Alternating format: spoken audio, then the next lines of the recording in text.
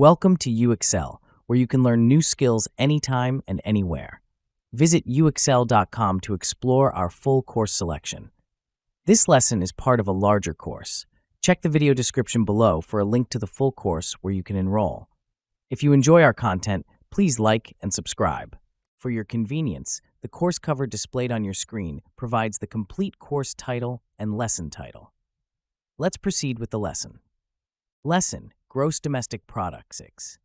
Gross domestic product is a fundamental concept in macroeconomics, serving as a critical indicator of a country's economic performance. As a measure of the total value of all goods and services produced over a specific time period within a nation's borders, GDP offers a snapshot into the economic health and growth potential of an economy. Understanding GDP is essential for economists, policymakers, and stakeholders who aim to gauge economic activity, make informed decisions, and devise strategies for sustainable development. GDP is calculated using three primary approaches: the production approach, the income approach, and the expenditure approach. Each method provides a different perspective, but ultimately arrives at the same GDP figure. The production approach sums the value added at each stage of production, while the income approach aggregates the incomes earned by factors of production, including wages, rents, interest, and profits. The expenditure approach, perhaps the most commonly used, totals consumption, investment, government spending, and net exports. One of the key reasons GDP is so widely utilized is its ability to offer a comprehensive measure of economic activity. By encompassing the value of all final goods and services produced within a country, GDP captures the breadth of economic production. For example, the GDP of the United States in 2021 was approximately $22.7 trillion, reflecting a significant increase from previous years, driven largely by robust consumer spending and substantial government stimulus in response to the COVID-19 pandemic. Nevertheless, GDP is not without its limitations. It has been critiqued for its focus on quantity rather than quality of growth. GDP does not account for income distribution, environmental sustainability, or the informal economy, which can lead to an incomplete picture of economic well-being. For instance, while China's GDP growth averaged around 6 to 7% annually before the pandemic, concerns about environmental degradation and social inequality highlight the shortcomings of GDP as a sole indicator of economic progress. Despite these limitations, GDP remains an invaluable tool for economic analysis.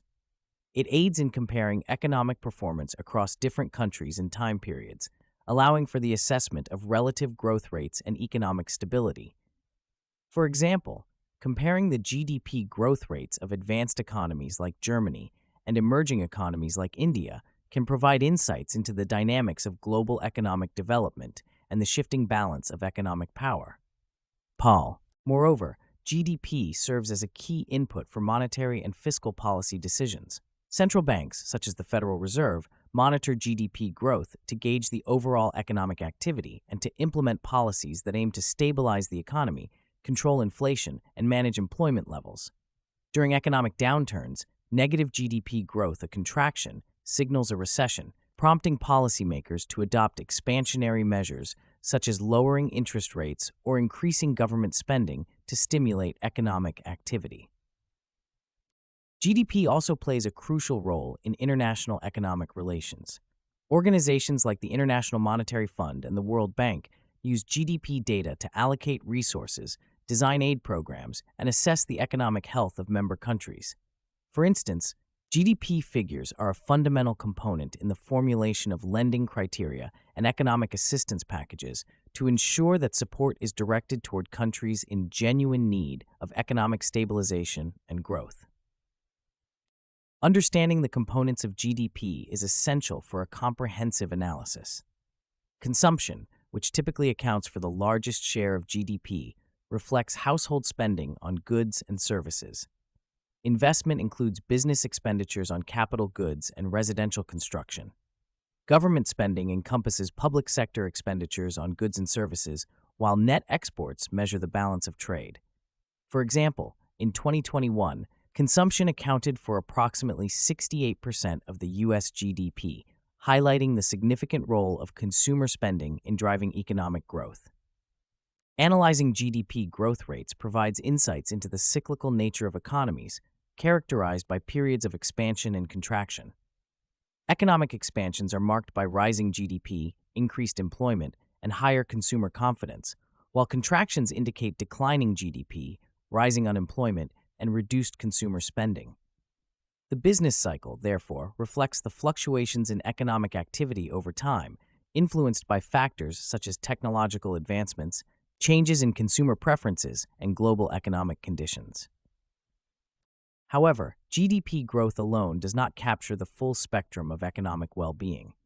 Alternative measures, such as gross national happiness and the Human Development Index, have been developed to provide a more holistic view of progress. GNH, for instance, assesses well-being based on factors like psychological health, education, and environmental sustainability, while HDI combines indicators of life expectancy, education, and per capita income to gauge human development. In recent years, the concept of green GDP has gained traction, emphasizing the need to account for environmental costs in economic calculations. Green GDP adjusts traditional GDP figures by incorporating the economic costs of environmental degradation and resource depletion, thereby offering a more sustainable measure of economic progress. For example, incorporating the costs of pollution and natural resource depletion might significantly alter the GDP figures of countries heavily reliant on extractive industries, prompting a reevaluation of growth strategies. GDP per capita, which divides GDP by the population, provides a useful measure for comparing economic performance across countries with different population sizes. It offers insights into the average standard of living and economic well-being of individuals within a country. For instance, while India and Luxembourg may have vastly different GDPs, comparing their GDP per capita can reveal disparities in income distribution and living standards, highlighting the importance of considering population size in economic analysis. Furthermore, real GDP, which adjusts for inflation, offers a more accurate representation of economic growth by reflecting changes in the value of goods and services at constant prices. This adjustment is crucial for distinguishing between nominal growth driven by price increases and real growth resulting from increased production. For example, during periods of high inflation, nominal GDP may rise significantly, but real GDP provides a clearer picture of actual economic expansion by accounting for the eroding effects of inflation. GDP also serves as a benchmark for various economic indicators, such as debt to GDP ratio, which measures a country's debt relative to its economic output. This ratio is an important indicator of fiscal sustainability, with higher ratios suggesting potential challenges in managing debt levels and lower ratios indicating greater fiscal health. For instance, Japan's debt to GDP ratio, which exceeded 250% in 2021, raises concerns about its long-term fiscal stability, while Germany's ratio of around 70% suggests a more manageable debt burden. In summary, gross domestic product is a crucial metric for understanding and measuring economic performance. It encompasses the total value of goods and services produced within a country, offering a comprehensive overview of economic activity. While GDP has its limitations, including its inability to account for income distribution, environmental sustainability, and the informal economy, it remains a vital tool for economic analysis, policy formulation, and international economic relations. By examining GDP, its components, growth rates, and related indicators, economists and policymakers can better understand the complexities of economic performance and devise strategies for sustainable development. This concludes the lesson. We trust you found this video informative and engaging. To enroll in the complete course, please use the link provided in the description below.